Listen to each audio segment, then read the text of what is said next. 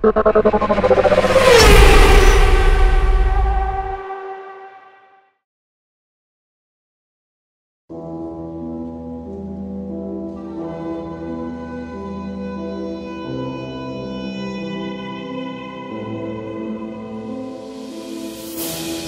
царь зверей, я лев и я очень упрямый. Я царь зверей, не подходи, когда я буду пьяным. Я бьюсь один в ринге, меня окружила стая геев.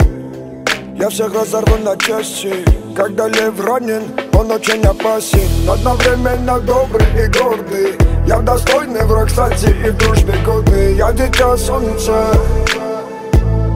а не камень подводный. У меня нет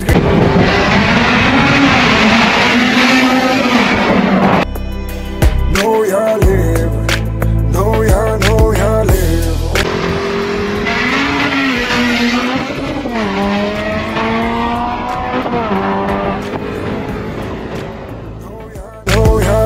Я лев и на теле много ран, каждый шрам новый уровень, новый ранг. Шакалом ведь радует, когда я падаю, но я не ломаюсь, не питаюсь, падалю. Каждого порву, кто дышит под спиной, а потом приготовлю его мясо с вином, наслаждаясь каждым моментом. Я всегда на уровне неба. Мои нервы стальные, не как у остальных, но если перешли границу, не остановить. Я лев, это мое царство, мой брат, моя территория. Здесь нет коварства, нет лжи, нет предательства, нет грязи. Я в ответе за это, я обязан, добиваюсь всего сам. Хоть у меня нет гривы, нет связи. У меня нет гривы, но я лев. У меня нет гривы, но я лев. Καλώς ήρθατε σε άλλο ένα επεισόδιο Καπαρό. Σε αυτό το επεισόδιο, παιδιά, γίνεται το εξής. Όταν παντρεύεις ένα 20β με ένα DSG και η δουλειά είναι πετυχημένη, το αποτέλεσμα είναι άκρως απολαυστικό. Πες μας λίγο, Τόλι, τι έχουμε εδώ. Έχουμε ένα Seat Leon 20β, DSG, GTX, είναι big turbo το αυτοκίνητο, 3071 G2. Έχει ένα σασμάν από 8V, MQB, τα λεγόμενα που τα λέμε. Είναι πλήρως εργοστασιακό το αυτοκίνητο, δουλεύει πλήρως εργοστασιακά. Δεν έχει κάποια άλλη παράμετρο, τίποτα πάνω το αυτοκίνητο. Έγινε η σύνδεση, έχει προγραμματιστεί και δουλεύει απόλυτα εργοστασιακά. Το είδες κιόλας. Ναι, κάναμε βόλτα. Παιδιά, το αυτοκίνητο λειτουργικά είναι όπως ένα εργοστασιακό αυτόματο αυτοκίνητο από το εργοστάσιο. Και όταν θες να πας για πόλεμο, δουλεύει άψογα. Πες μας λίγο, Τόλι, τι έχεις κάνει από θέμα στισίματος, τι φοράει το αυτοκίνητο. Φοράει μια ανάρτηση ST Performance, πλήρως ρυθμιζόμενη, ύψος, σκληρότητα και τα... από φρένα φοράει διπίστωνα από R32 Golf 4. Διάμετρο. Είναι 334. 334, ωραία. Διπίστωνη δαγκάνα. Διπίστωνη δαγκάνα, σωστά. Ναι, τα R32 φοράει και διπίστωνη. Ναι. Οι ζάντες είναι Kojei K1 Sport, ελαφριές, 18άρες. Ναι. Πολύ καλό. Τι βάρος, γιατί βάρος μιλάμε περίπου? Είναι 6 κιλά η κάθε ζάντα. 6 κιλά η κάθε ζάντα. Ωραία. Η ζάντα είναι πιο ελαφριά από το λάστιχο. Από το λαστικό, σωστά. Μιας που είπες ελαστικά, τι φοράμε από λάστιχα? Φοράει ζεστή Northlick, μπρος πίσω. Είναι πολύ καλό λάστιχο, ζεσταίνεται εύκολα και στα χιλιόμετρα και σε αυτά είναι... Το αυτοκίνητο, Τόλι, είναι καθημερινό ή το έχεις φτιάξει για συγκεκριμένο λόγο? Το αυτοκίνητο, κοίταξε, δεν το χρησιμοποιώ καθημερινά. Χωρίς αυτό να σημαίνει ότι δεν μπορείς να το χρησιμοποιήσεις καθημερινά. Είναι πλήρως λειτουργικό. Η ρεκάρο μέσα στο σαλόνι είναι φοβερό. Άνετο. Δεν έχει να ζηλέψει κάτι από ένα αυτοκίνητο. Ωραία. Τι έχει βγάλει, Τόλι, αυτό? Είναι ρυθμισμένο καταρχάς? Το αυτοκίνητο αυτή τη στιγμή δουλεύει μέχρι 2,5 μπαρ με κατοστάρα και μεθανόλες. Είναι 575 άλογα ρόδα. Το αυτοκίνητο έχει ακόμα ένα φάιλ με σε 85.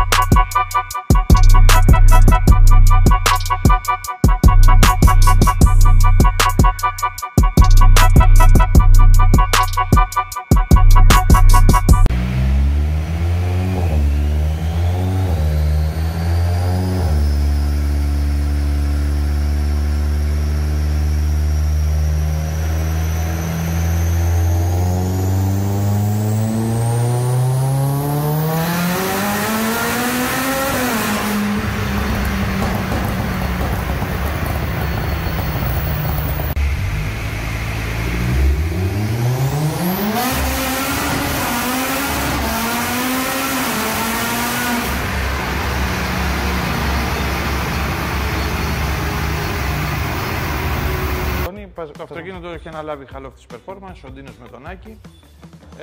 Προγραμματιστικά ο Βασίλης Σπυρόπουλος, ο SBS. Χρόνια τώρα. Παιδιά, ο SBS είναι ο Βασίλης. Πολλοί θα τον ξέρετε ως SBS, πολλοί δεν τον ξέρετε το όνομά του. Κάποιοι τον αποκαλούμε και θείο. Κάποιοι τον αποκαλούμε και θείο, είναι πολλά χρόνια στο χώρο αυτό. Έχει φτιάξει πάρα πολλά αυτοκίνητα, πάρα πολλά αξιόλογα αυτοκίνητα τα οποία πολλοί δεν γνωρίζουν ότι τα έχει φτιάξει αυτός. Προγραμματιστικά εννοούμε πάντα. Από χρόνους, Τόλι, τι υπολογίζει ότι μπορεί να γράψει ένα τέτοιο αυτοκίνητο? Το δρόμο θεωρώ μπορούμε να σπάσουμε το 6, να κάνουμε 5-5,5. Ωραία. Θα ήθελα να φτάσει εκεί. Ναι. Και θα ήμουν απόλυτα ικανοποιημένος για το συγκεκριμένο αυτοκίνητο. Ωραία, Εντάξει, ο Βασίλης μπορεί να κάνει ό,τι δουλειά κάνει. Το αυτοκίνητο, ό,τι και να είναι αυτό, θα το βγάλει στον δρόμο. Αν δεν το δεις στον δρόμο, δεν θα το παραδώσει το αυτοκίνητο. Το γνωρίζω, όμως δεν χρειάζεται να πούμε περαιτέρω. Να έρθει λίγο ο ίδιος να μας τα πει αυτά.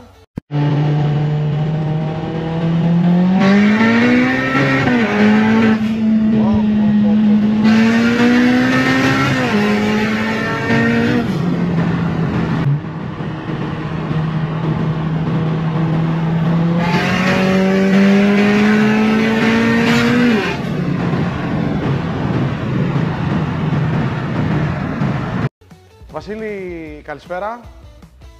Πες μας λίγα λόγια για το αυτοκίνητο που έχεις ρυθμίσει, του Τόλι.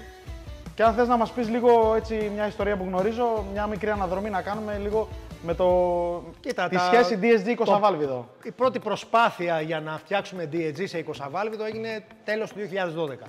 12 χρόνια σε ένα υπόγειο. Ναι. Οι πρώτες ενδείξεις ήταν ότι δεν δούλευε πολύ σωστά. Και δουλεύει σχεδόν σαν αυτά που βλέπω στα βίντεο που υπάρχουν αυτή τη στιγμή αναρτημένα.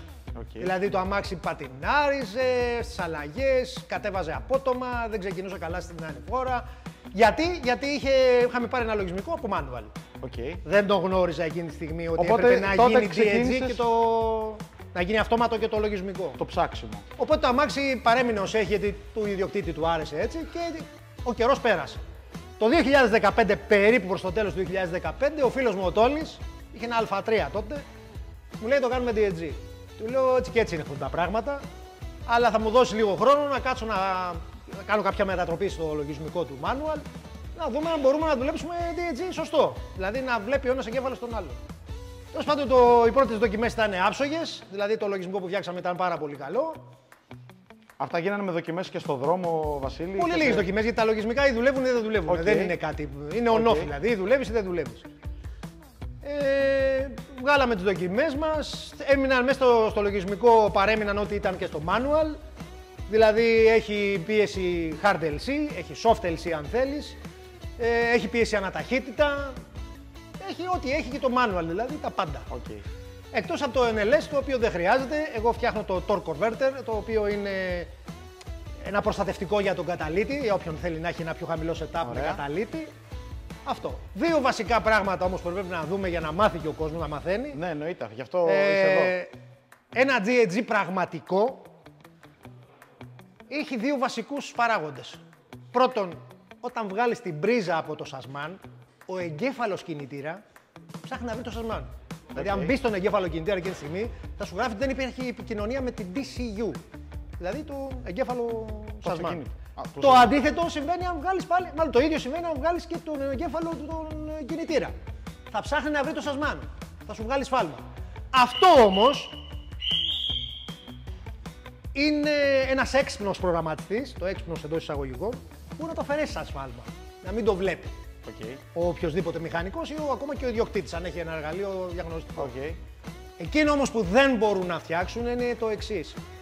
Το αυτόματο σασμάν, οποιοδήποτε αυτόματο σασμάν, αλλά ειδικά τα DSG, δεν βλέπουν συμπλέκτη.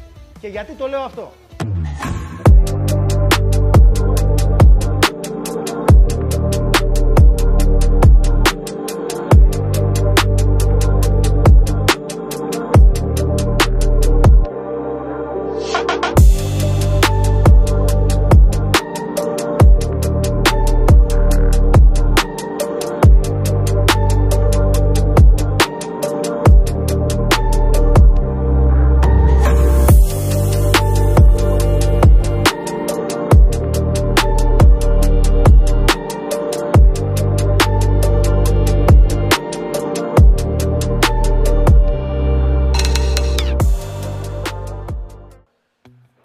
Γιατί έχουν έρθει εδώ κάποια αυτοκίνητα για να κάνουμε κάποιες βελτιώσεις, να δούμε πώς δουλεύουν κλπ. Που δεν θέλαν να αλλάξουν λογισμικό. Και χαριτολογώντας, ξέρεις, όπως εγώ θέλω να πειράξω κάποιον ή να του πω ξέρω κάτι, με την καλή μου την καρδιά τέλος πάντων, του λέω ρε εσύ Πέτρο, ας πούμε, γιατί δεν βγάζει και το συμπλέκτη, το πετάλι του συμπλέκτη, να φαίνεται πιο DSG ρε παιδί μου, πιο αυτόματο τέλος πάντων. Και μου λέει, όχι, μου λέει το θέλω για το LC. Όπα, του λέω τι εννοείς θέλω για το LC. Μιλάμε για το launch control. Ναι. Οπότε να μαθαίνουν οι ιδιοκτήτες να ξέρουν. Εάν χρησιμοποιούν συμπλέκτη, τον έχουν κρατήσει για να το χρησιμοποιούν για LC. Διακόπτη ή το χειρόφρενο, σημαίνει ότι το λογισμικό τους δεν είναι αυτόματο. Δεν είναι το σωστό λογισμικό. Okay. Αυτό είναι βασικό, να το ξέρεις. Στην προκειμένη περίπτωση, Βασίλη, μιλάμε ότι το αυτοκίνητο είναι με μαμά εγκέφαλο, σωστά. Μαμά εγκέφαλο και το Sasman έχει δύο προγράμματα μέσα, έχει δύο διαφορετικά προγράμματα, δηλαδή δουλεύει διαφορετική πίεση στο D, διαφορετική πίεση στο S. Έχει άλλο ξεκίνημα στο TT, άλλο ξεκίνημα στο S, άλλο ξεκίνημα στο D. Σωστά. Το S με το TT σχεδόν είναι ίδια, ας πούμε ότι είναι ίδια. Αλλά το D είναι διαφορετικό. Το D είναι για καθημερινά.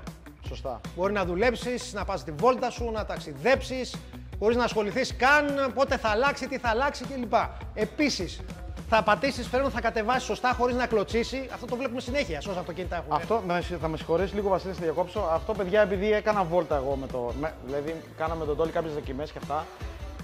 Το πρώτο πράγμα που του είπα πριν πατήσει, πριν τη σηκώσει, πριν φουσκώσει, πριν οτιδήποτε, ότι το αμάξι λειτουργικά, το προσωπικό μου αυτοκίνητο είναι του 2020 ένα DSG Tiguan, που βγαίνει από τη μάνα του με DSG. Είναι το ίδιο και ίσως και λίγο καλύτερο στη λειτουργικότητά του. Δεν είδα κάποια διαφορά δηλαδή στη συμπεριφορά.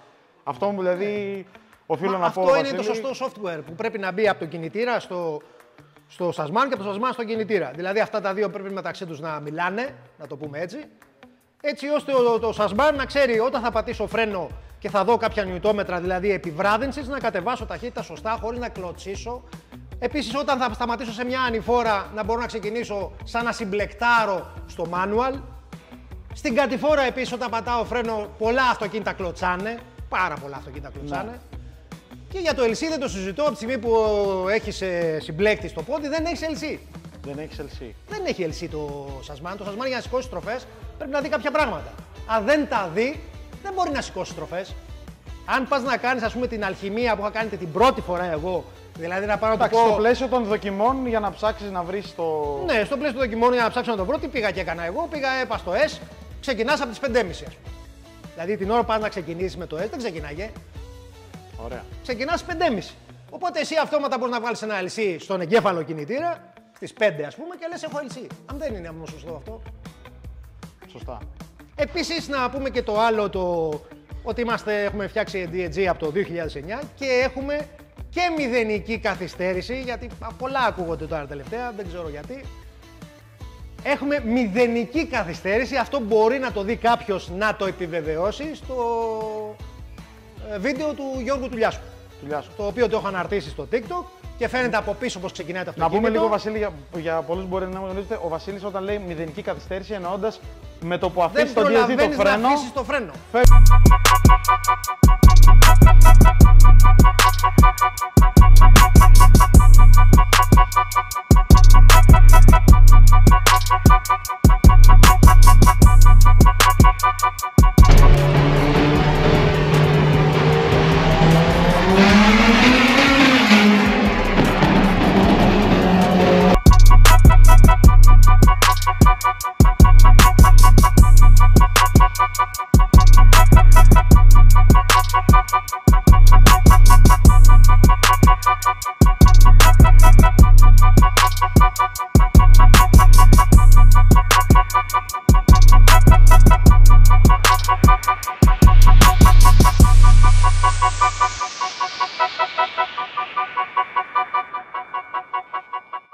Μπείτε και δείτε στο TikTok το βίντεο του Γιώργου Τουλιάσκου από τα Dragster και θα δείτε το αυτοκίνητο έχει ήδη μεταδώσει δύναμη.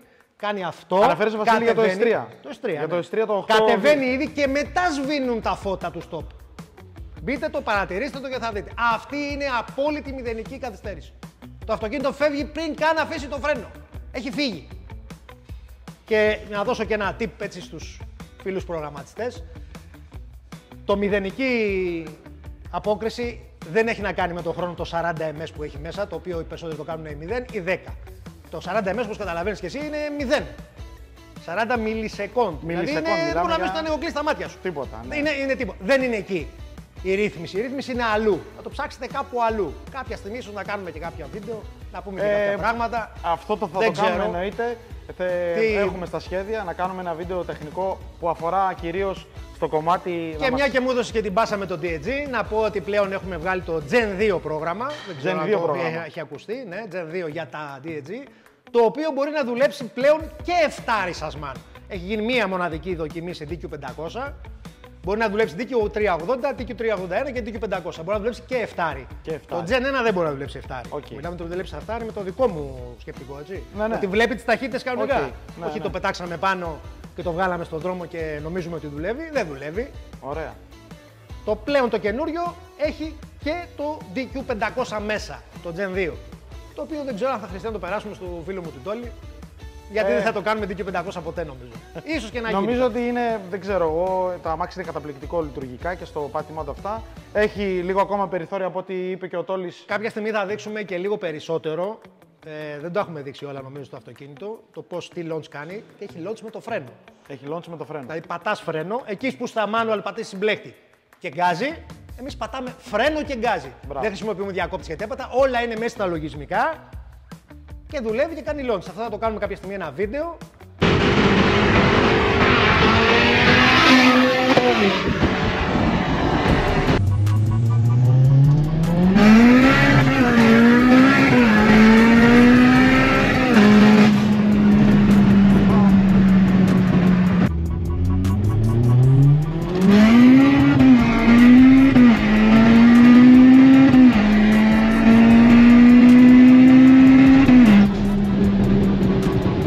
Το λογισμικό αυτό που έχω φτιάξει και το Gen 1 και το Gen 2 έχει τη δυνατότητα να δουλέψει και μπροστιοκίνητο και τετρακίνητο με την ανάλογη κωδικοποίηση.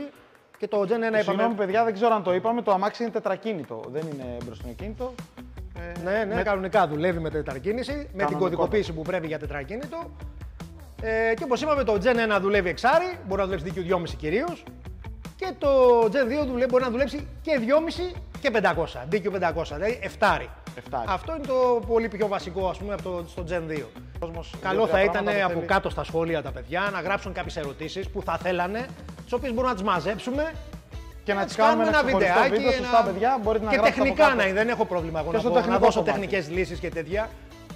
Σε ευχαριστώ πολύ, Βασίλη, που μας άνοιξες λίγο τα μάτια στο συγκεκριμένο αμάξι, στο τι έχει, πώς έχει. Και ίσως να έχω ξεχάσει και κάποια.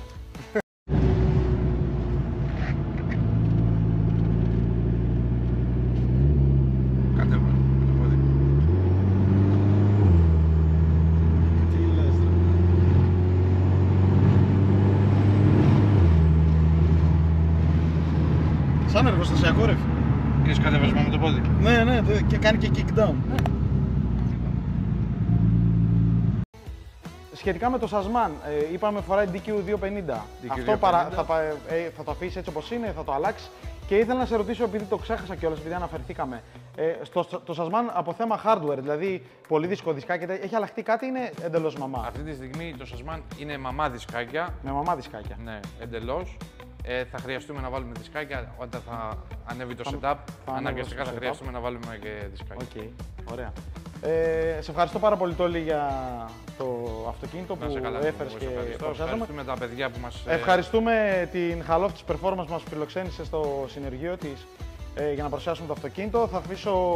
Ευχαριστούμε εννοείται τον SVS Βασίλη Σπυρόπουλο, ο οποίος επιμελήθηκε στο προγραμματιστικό κομμάτι όλο το αυτοκίνητο, μηχανή Σασμάν. Θα αφήσω, παιδιά, κάτω στην περιγραφή link ολονών του Βασίλη, της Χαλόφ της Performance, του Τόλι. Καλή συνέχιση ό,τι κάνετε. Ραντεβού στο επόμενο βίντεο.